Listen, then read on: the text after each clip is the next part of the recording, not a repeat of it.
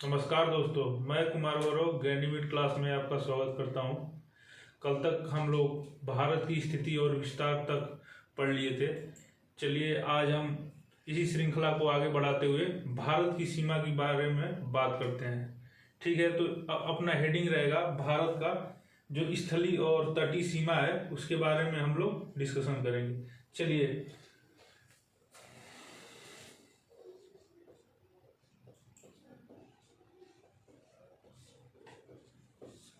तो भारत की जो सीमा है वो दो भागों में विभाजित है। पहला भाग होता है स्थलीय सीमा और दूसरा जो होता है तटीय सीमा।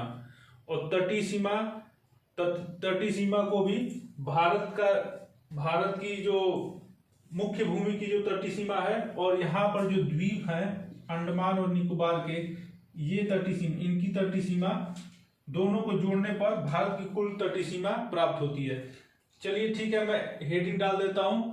पहले लिखते हैं हम लोग भारत की सीमा।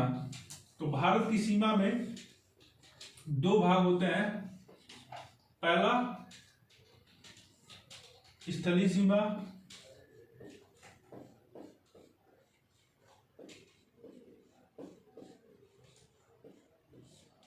दूसरा तटीय सीमा।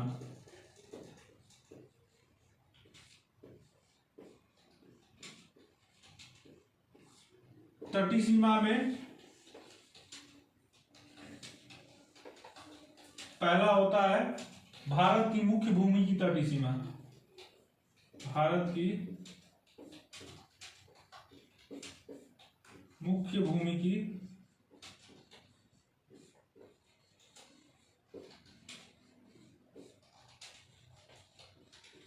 तटीय सीमा।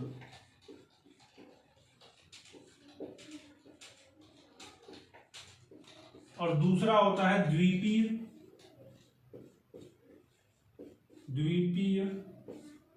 तटीय सीमा। चलिए हम लोग बात करते हैं कि भारत की जो स्थलीय सीमा है वो सीमा जो अंतर्राष्ट्रीय सीमा बनाती है भिन्न भिन्न देशों से, और जो भारत की जो तटीय सीमा है जो जल के साथ संलग्न है। तो चलिए मैं इसका जो सीमा है उसको अच्छे से नामांकित यहाँ पे रेखांकित कर देता हूं ताकि आप लोगों को समझने में सुविधा हो।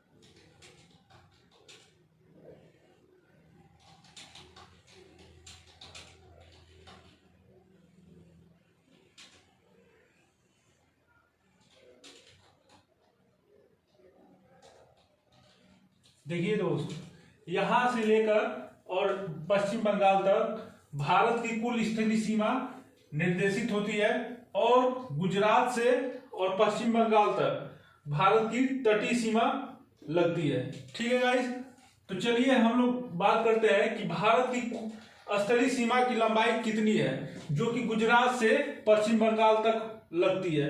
देखिए, गुजरात जो पाकिस्तान से, इधर पाकिस्तान है, इधर चाइना है, और इधर म्यांमार है, और इधर बांग्लादेश है।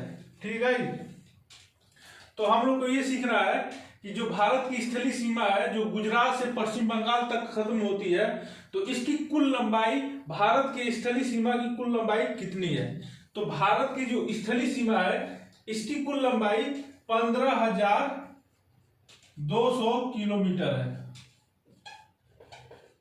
और भारत की जो तटीय सीमा है जो कि गुजरात से चालू होके पश्चिम बंगाल पे खत्म होती है, उसकी कुल लंबाई, जो तटीय सीमा है इसकी कुल लंबाई 7,516.6 किलोमीटर। तो क्वेश्चन पेपर में यही पूछा जाता है कि भारत की जो स्थलीय सीमा है, जो ये यहां से लेकर यहां तक जो रेड कलर से निर्देशित हो रही है, उसकी कुल लंबाई कितनी हो जाती है? 15,200 किलोमीटर। और भारत की कुल तटीय सीमा की लंबाई कितनी हो जाएगी? जो भारत की मुख्य भूमि का जो तट है और जो भारत के द्वीप हैं, जो इधर अंडमान निकोबार है और जो इधर लक्षद्वीप होता है, इसको मिला करके इसका तट और भारत की मुख्य भूमि का तट को मिला दिया जाए तो उसकी कुल लंबाई कितनी हो जाती है? 7,516.6 किलोमीटर। ठीक है गाइस, तो चलिए अब जो हमारी तटीय सीमा है इसको दो भागों में विभक्त किया गया है। पहला भाग होता है भारत की मुख्य भूमि की तटीय सीमा, जो कि हम लोग देख रहे हैं गुजरात से लेकर पश्चिम बंगाल तक, और जो द्वीपीय तटीय सीमा का मतलब जो अंडमान और निकोबार की जो तट है उसकी कुल लंबाई, और जो लक्षद्वीप है और ऐसे ही कई छोटे बड़े द्वीप हैं उनकी कुल लंबाई कितनी है। तो जो तटीय सीमा है इसमें भारत का जो मुख्य भूमि की तटीय सीमा है और जो द्वीपीय सीमा है इसमें सब निहित है। तो ये जो लंबाई है इसमें भारत की मुख्य भूमि की तटीय सीमा और भारत का जो द्वीपीय सीमा है इसको सब जोड़ के 7,516.6 किलोमीटर आता है। अगर हम इसमें पुनः विभाजन करें तो जो भारत की मुख्य भूमि की तटीय सीमा हो जाती है वो हो जाती है 6100 किलोमीटर। जो भारत की मुख्य भूमि की तटीय सीमा जो कि गुजरात से पश्चिम बंगाल तक लगती है वो कितनी हो जाती है? 6100 किलोमीटर। और जो द्वीपीय तटीय सीमा हो जाती है, अगर हम इसको यहां से माइनस कर दें तो हमको मिल जाता है 1416.6 किलोमीटर। ठीक है दोस्त, तो यहां से हम लोग सीखते हैं, यहां से क्वेश्चन भी बनता है कि भारत की मुख्य भूमि की तटीय सीमा कितनी है, तो उसका आंसर हो जाएगा 6100 किलोमीटर। अगर आपसे पूछ ले कि भारत की द्वीपीय तटीय सीमा कितनी है तो उसका आंसर हो जाएगा 1416.6 किलोमीटर। और अगर आपसे पूछ ले कि भारत की स्थलीय सीमा कुल कितनी है तो ये हो जाएगा 15,200 किलोमीटर।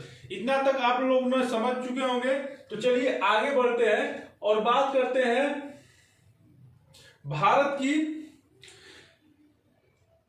की स्थिति के बारे में। देखिए जो भारत है वो हिंद महासागर के ठीक बीचों बीच में स्थित है। इसी कारण भारत का जो स्थिति है वो अंतर्राष्ट्रीय दृष्टिकोण से बहुत महत्वपूर्ण हो जाती है। तो चलिए हम कुछ और क्षेत्र की बात करते हैं जिसके कारण भारत हमेशा चर्चा में रहता है। ठीक है दोस्त।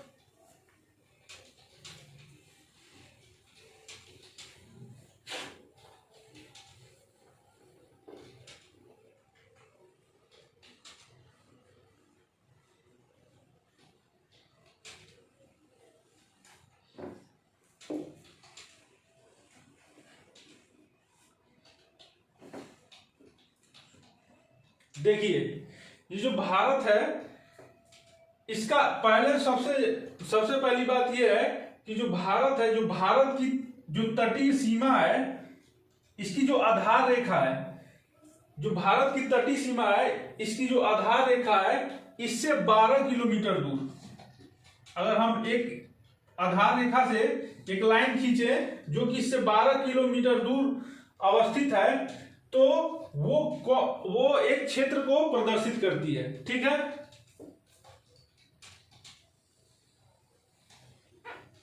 जैसे अगर मैं यहां पे ले लूं तो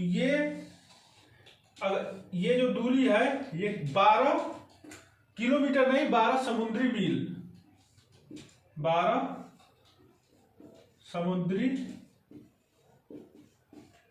मील, और इधर भी 12 समुद्री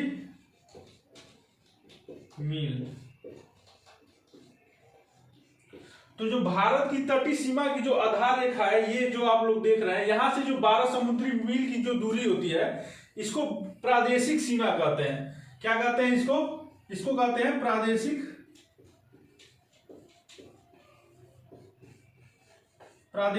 क्षेत्र।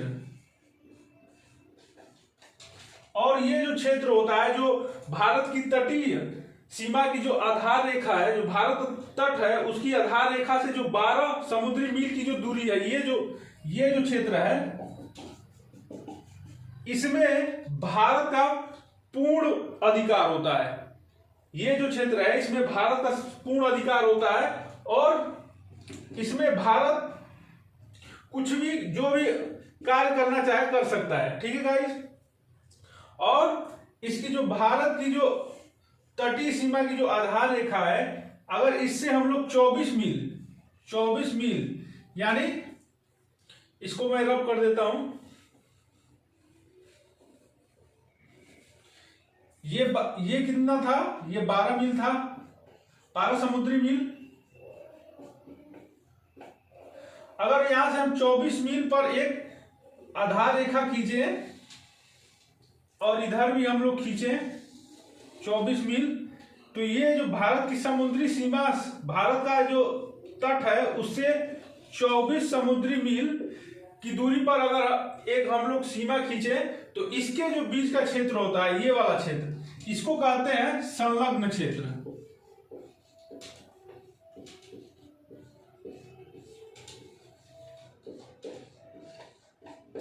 भारत के तटीय सीमा से 24 समुद्री मील की जो क्षेत्र होता है यहां से यहां तक, लेकिन मेन हम लोग इसको प्रदर्शित करते हैं, ये वाला जो क्षेत्र है, जो प्रादेशिक क्षेत्र और संलग्न क्षेत्र के बीच का क्षेत्र है, इसमें भारत को टैक्स कलेक्शन करने के लिए जो मान लीजिए कोई भी विदेशी शिप अगर इसमें आती है, इंटर होती है, तो भारत यहाँ पे कर वसूल कर सकता है। तो ये जो क्षेत्र होता है भारत की आर्थिक दृष्टिकोण से बहुत इंपॉर्टेंट हो जाता है। यहाँ पर जो है भारत को वित्तीय अधिकार प्राप्त होते हैं, वित्तीय अधिकार। और इस क्षेत्र में जो हम लोग का ये क्षेत्र होता है जिसको कहते हैं प्रादेशिक सीमा, इसमें भारत का संपूर्ण अधिकार होता है। लेकिन इस वाले क्षेत्र में जो संलग्न क्षेत्र है, इसमें भारत को वित्तीय अधिकार प्राप्त होता है, न कि पूर्ण अधिकार। ठीक है, चलिए अगली सीमा हम लोग देखते हैं कि अगली सीमा क्या है।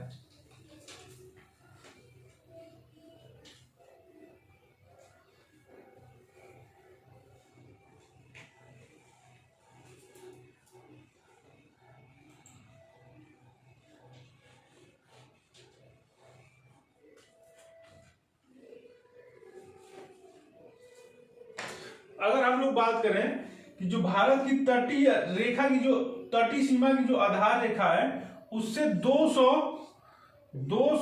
समुद्री मील, 200 नॉटिकल माइल, इंग्लिश में नॉटिकल माइल कहते हैं, और 200 समुद्री मील की दूरी पर एक जो हम लोग काल्पनिक रेखा खींचते हैं, इसके बीच का जो क्षेत्र होता है उसको कहते हैं अनन्य आर्थिक क्षेत्र। अनन्य आर्थिक क्षेत्र। और जो ये अनन्य आर्थिक क्षेत्र होता है, ये जो अनन्य आर्थिक क्षेत्र होता है, इसमें किसी भी देश को वहां की जो प्राकृतिक संपदा है उसका दोहन करने का अधिकार होता है। और यही जो अनन्य आर्थिक क्षेत्र होता है, जिसको इंग्लिश में कहते हैं एक्सक्लूसिव इकोनॉमिक जोन, इसी के लिए देशों में लड़ाइयां होती हैं, क्योंकि इसी जो अनन्य आर्थिक क्षेत्र में कई देशों के आइलैंड यानी द्वीप एक दूसरे में संघर्ष का हिस्सा बन जाते हैं। ठीक है, तो चलिए हम लोग ये समझते हैं कि जो अनन्य आर्थिक क्षेत्र होता है, जो भारत की तटीय सीमा से 200 नॉटिकल मील यानी 200 समुद्री मील के बीच का जो क्षेत्र है, इसमें केवल भारत को वहां की जो संपत्ति है, वहां की जो संपदा है, उसको दोहन करने का अधिकार होता है, केवल और केवल। और जो प्रादेशिक सीमा होती है उसमें जो होता है विदेशी जहाजों पर कर वसूलने का अधिकार होता है। और जो समुद्र प्रादेशिक सीमा में भारत का पूर्ण अधिकार होता है और संलग्न क्षेत्र में कर वसूलने का अधिकार होता है। और जो अनन्य आर्थिक क्षेत्र होता है इसमें जो संपदाएं होती हैं, जो प्राकृतिक जो खनिज होते हैं उनका दोहन करने का अधिकार होता है। जैसे कि यहाँ इसी बीच में पाया जाता है बॉम्बे हाई, यहाँ पे पाया जाता है बॉम्बे हाई,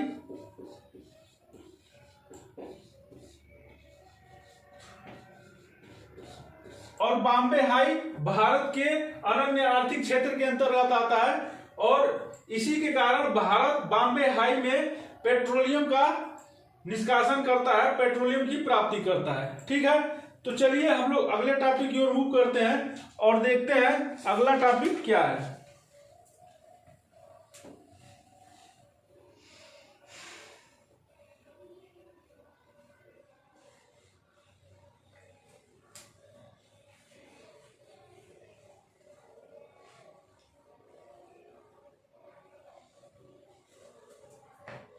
अब हमारा अगला टॉपिक है भारत के तटीय राज्य।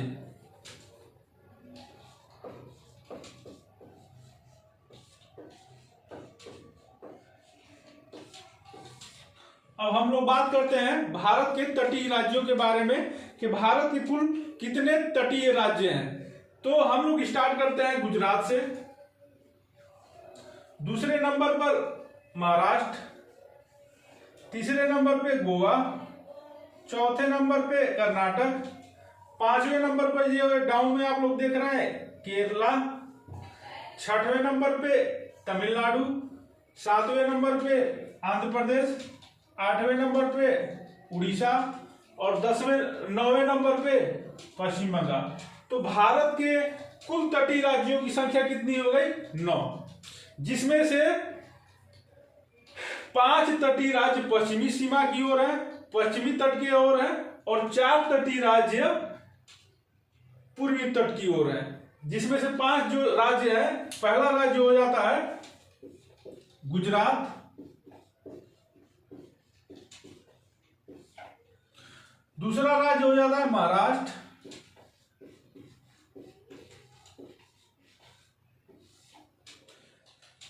तीसरा राज्य हो जाता है गोवा, चौथा राज्य हो जाता है कर्नाटक,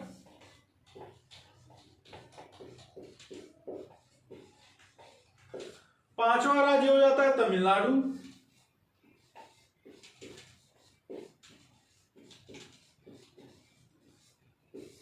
छठा राज्य ये हो जाता है केरल, तमिलनाडु सारी गाड़ी, ये हो जाता है केरल, कर्नाटक, केरल, और छठा राज्य हो जाता है तमिलनाडु,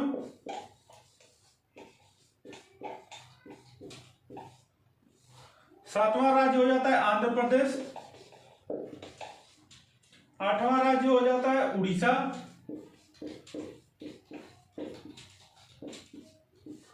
और 9वां राज्य हो जाता है पश्चिम बंगाल।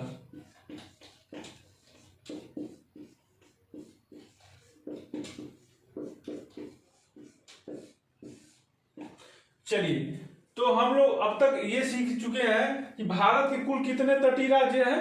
9 तटीय राज्य हैं, जिनमें से 5 तटीय राज्य भारत के पश्चिमी तट की ओर है और 4 तटीय राज्य भारत के पूर्वी तट की ओर है।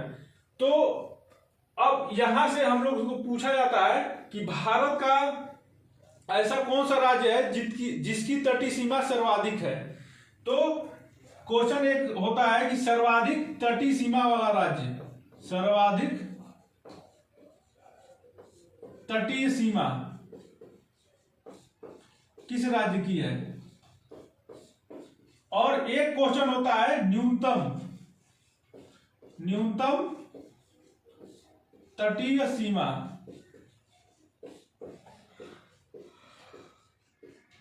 ये जो गोवा है यहां से लेकर यहां तक, ये जो गोवा है इसकी तटीय सीमा इन 9 राज्यों में सर्वाधिक है। तो सर्वाधिक तटीय सीमा वाला राज्य हो जाएगा गुजरात। ये जो गुजरात है इसकी तटीय सीमा इन 9 राज्यों में सर्वाधिक है, तो गुजरात जो है सर्वाधिक तटीय सीमा वाला राज्य हो जाएगा। और गोवा, गोवा यहाँ पे आप लोग को दिख रहा होगा, इसकी तटीय सीमा न्यूनतम है। इन 9 राज्यों में गोवा की तटीय सीमा न्यूनतम है, इसलिए न्यूनतम तटीय सीमा वाला राज्य कौन हो जाएगा? गोवा।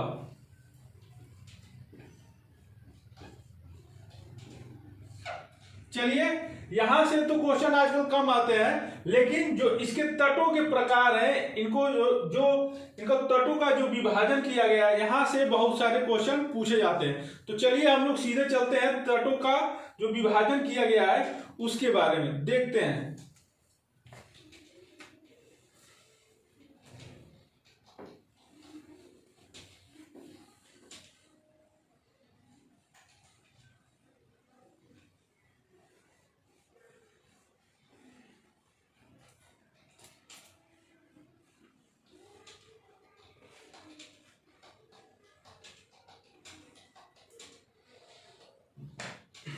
देखिए, ये जो लाइन यहां से यहां तक है और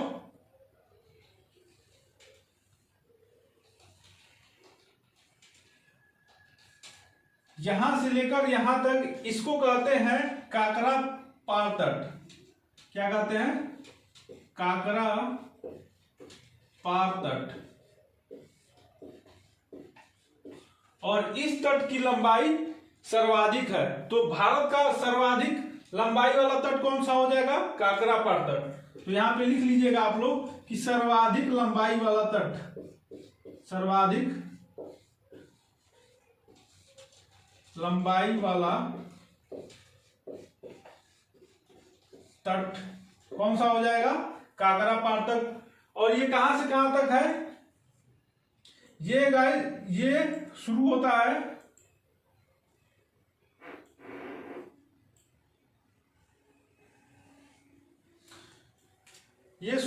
है यहां से लेकर यहां पे होता है दमन और दीव, दमन व दीव। तो जहां से लेकर ये यहां जो ये लाइन आप लोग देख रहे हैं, इसको कहते हैं sir creek line, sir creek line. और ये जो लाइन है, ये भारत और पाकिस्तान, इधर है पाकिस्तान, तो भारत और पाकिस्तान के बीच में विवाद का कारण बनी रहती है। तो ये जो भारत और पाक की सीमा विवाद जो है, इसी लाइन पे है, सर क्रीक लाइन। इसको यहां से 24 डिग्री अक्षांश रेखा पास होती है, इसीलिए इस लाइन को 24 डिग्री चैनल भी कहते हैं, 24 डिग्री चैनल या सर क्रीक लाइन। इसी का नाम सर क्रीक लाइन भी है और इसी का नाम 24 डिग्री चैनल भी है, जो कि भारत और पाकिस्तान के बीच में सीमा विवाद का कारण है। यह भारत और पाकिस्तान के बीच में सबसे बड़ा जो सीमा विवाद है वो सर क्रीक विवाद है, ठीक है। तो सर क्रीक से दमन और दीव के बीच का जो तट होता है, यहाँ पे दमन और दीव है, तो सर क्रीक से दमन और दीव के बीच का जो तट है, इसको कहते हैं काकरा पार तट, और ये भारत का सर्वाधिक लंबाई वाला तट है, ठीक है।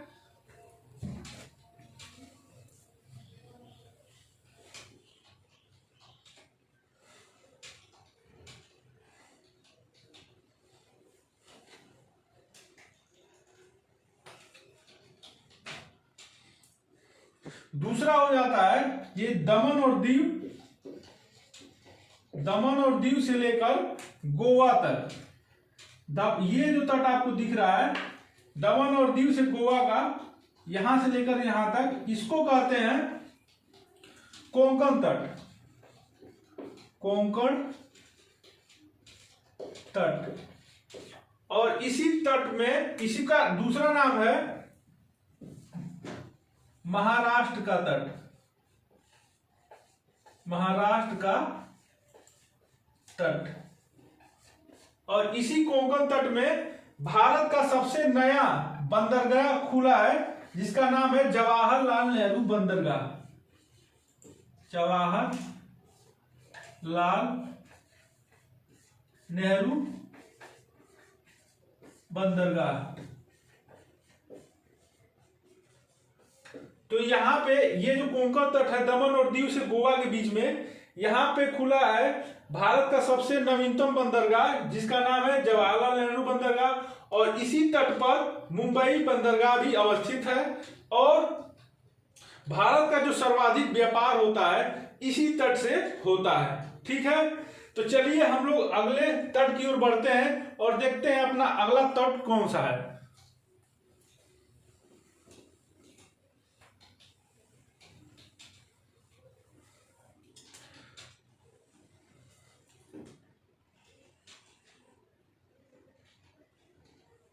जो अगला तट हो जाता है वो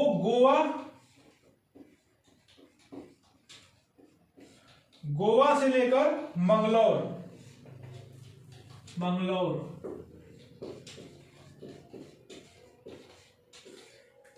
जो गोवा से मंगलौर का तट है इसको कहते हैं कन्नड़ तट।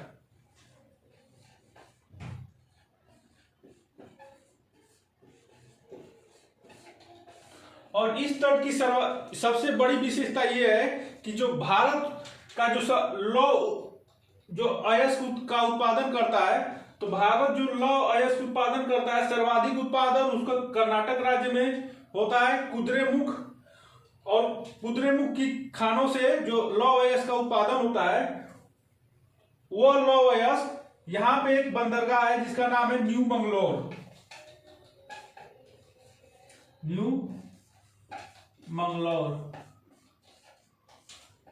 वो लौह अयस्क जो कर्नाटक में उसका खनन होता है उसको न्यू मंगलौर के द्वारा विभिन्न देशों में भेजा जाता है। तो जो भारत का जो लौह अयस्क का जो निर्यात है इसी तट से किया जाता है, इसका नाम है कन्नड़ तट।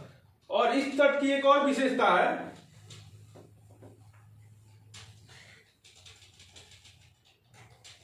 ये जो कन्नड़ तट है यहीं से लौह अयस्क विदेशों की ओर भेजा जाता है। अगला तट है जो की शुरुआत होता है मंगलौर से और पूरे केरल तक, इसको कहते हैं मालाबार तट। ये तट पूरे केरल में बसा हुआ है, तो ये इसको कहते हैं मालाबार तट।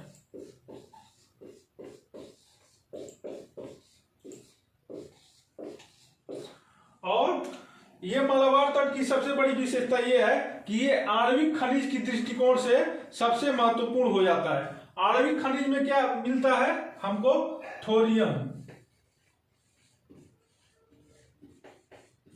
यहां पे केरल में, यहां पे मालाबार तट पे मोनाजाइट सैंड यानी मोनाजाइट बालू पाई जाती है, उसी में थोरियम खनिज, थोरियम नाम का रेडियो एक्टिव तत्व पाया जाता है। तो थोरियम के दृष्टिकोण से अगर देखा जाए तो मालाबार तट बहुत ही इंपॉर्टेंट हो जाता है।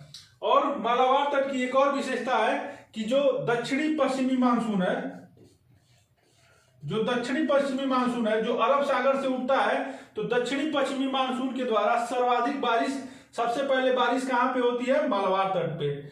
और यहीं पे इतिहास के दृष्टिकोण से एक सबसे बड़ी घटना हुई थी जिसका नाम है मोपला विद्रोह, जो इसी मालाबार तट में हुआ था। उसका मेन कारण क्या था कि जो नील की खेती करने वाले जो मजदूर थे उन्होंने नील की खेती करने वाले जो मुस्लिम मजदूर थे उन्होंने हिंदू जो स्वामी थे उनके प्रति विद्रोह किया था। ठीक है, तो यहां पे क्या हुआ था? मोपला विद्रोह, जो इतिहास के दृष्टिकोण से इंपॉर्टेंट है। मोपला विद्रोह। ठीक है, तो चलिए हम लोगों ने अब तक पश्चिमी घाट की जो तटीय क्षेत्र है उसको 4 भागों में बांटा है। कौन कौन से भाग हैं? ये जो गुजरात का तटीय भाग है इसको क्या कहते हैं? काकरापार। जो महाराष्ट्र का तटीय भाग है इसको कहते हैं कोंकण तट। जो कर्नाटक का तटीय भाग है इसको कहते हैं कन्नड़ तट। और जो पूरे केरल में जो पूरे केरल का तट है इसको कहते हैं मालाबार तट। ठीक है, तो पश्चिमी तट को कितने भागों में बांटा गया है? 4 भागों में। पहला हो जाता है काकरापार, दूसरा तट हो जाता है, यहां पे था कोंकण। तीसरा तट हो जाता है कन्नड़। और चौथा तट हो जाता है मालवा।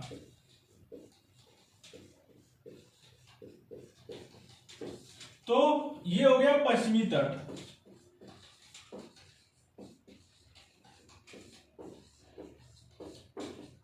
तो पश्चिमी तट को कितने भागों में बांटा गया? गुजरात का काकरापार तट, महाराष्ट्र का कोंकण तट, महाराष्ट्र और गोवा का कोंकण तट, कर्नाटक का कन्नड़ तट और केरल का मलबार तट।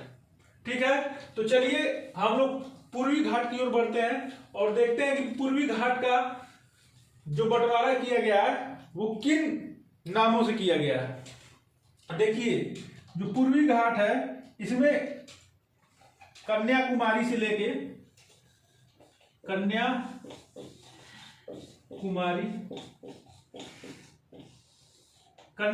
से लेके और विशाखापट्टनम तक।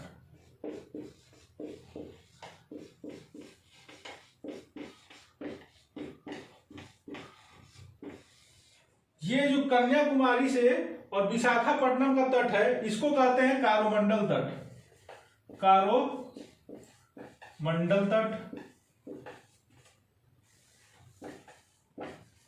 और इस तट की सबसे बड़ी विशेषता यह है कि जो उत्तरी पूर्वी मानसून जो इधर से आता है, जो उत्तरी पूर्वी मानसून जो इधर से आता है और इधर है बंगाल की खाड़ी, बंगाल की खाड़ी से पानी लेते हुए जल को ग्रहण करते हुए यहां तक आता है और तमिलनाडु में शीत ऋतु में बारिश कराता है। तो हम लोगों से अगर पूछ लिया जाए कि कौन सा ऐसा तट है जहां पर शीत ऋतु में बारिश होती है, तो वो हो जाएगा कारोमंडल तट। क्यों होता है? क्योंकि जो लौटा हुआ मानसून है यानी उत्तरी पूर्वी मानसून है उसके वो बंगाल की खाड़ी से जल ग्रहण करता है और ठंडी के दिनों में यानी शीत ऋतु के दिनों में कारोमंडल तट से टकराता है और तमिलनाडु में बारिश कराता है। ठीक है, तो कारोमंडल तट से ये सबसे बड़ा क्वेश्चन बनता है कि कौन से तट पर शीत ऋतु में बारिश होती है। तो ये आप लोग समझ चुके होंगे। चलिए अगले तट की ओर बढ़ते हैं जो कि पूर्वी तट का उत्तरतम भाग है।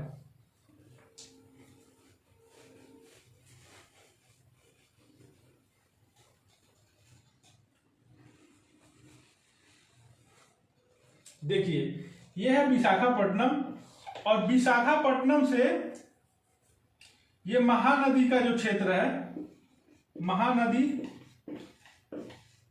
और विशाखापट्टनम,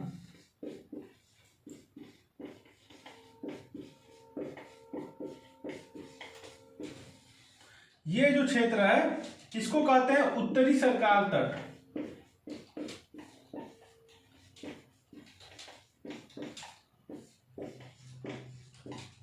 तो एक बार एक पेपर में क्वेश्चन पूछा गया कि जो पूर्वी तट का उत्तरतम भाग है उसको क्या कहते हैं, तो उसको कहते हैं उत्तरी सरकार तट, जो कि मेनली उड़ीसा के तट को कहा जाता है। ठीक है, तो लेकिन उसका विस्तार कहां से कहां तक है? विशाखापट्टनम से महानदी के मुहाने तक। और इसमें सर्वाधिक जो लंबाई किसकी पड़ती है? उड़ीसा की। और एक चीज और फेमस है उत्तरी सरकार तट का, वो होता है यहां पर पाए जाते हैं उत्तरी सरकार तट में ओलिव रिडले टर्टल, मतलब ओलिव रिडलेट कछुए, जो कि माइग्रेट करके रसिया और जापान के तटों से यहां पर आते हैं। इनका एक विशेष समय होता है, उस समय पर ये ब्रीडिंग करते हैं। और ये जो उड़ीसा का जो उत्तरी सरकार तट है, जो उत्कल तट है, उसमें एक गहीरमाथा बीच है। यहां पे होता है गहीरमाथा बीच वहीं पर ये पाए जाते हैं, ओलिव रिडले टर्टल। तो अगर आपसे कोई पूछ ले कि ओलिव रिडले टर्टल कौन से तट पे पाए जाते हैं, तो उसका आंसर हो जाएगा उत्तरी सरकार तट। ठीक है गाइज, तो अब तक आज का सेशन यहीं तक रखते हैं। अगर हम लोग की मुहिम अच्छी लग रही हो और पढ़ाने का तरीका अच्छा लग रहा हो तो हमारे चैनल को शेयर, सब्सक्राइब और लाइक जरूर करें। जय हिंद, जय भारत।